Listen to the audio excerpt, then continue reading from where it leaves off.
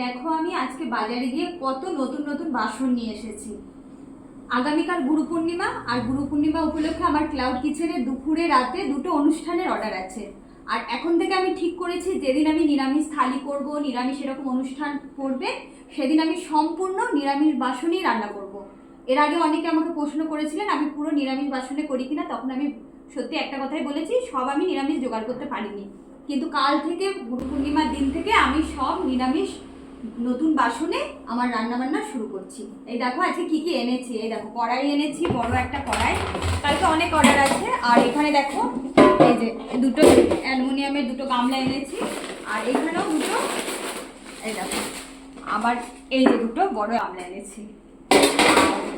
এই যে একটা দেখো খুন্তি এনেছি। আর কিছু বাসন আমার রয়েছে, আর কিছু কাজ নিয়ে বসেছি, কিছু কাজ এগিয়ে রাখছি। এই যে নারকেল নিয়েছি, নারকেল ভেঙে এই যে কুচিয়ে রাখছি। আর ভাবছি আদাটা ছুলে আদাটা পেস্ট করে রাখবো।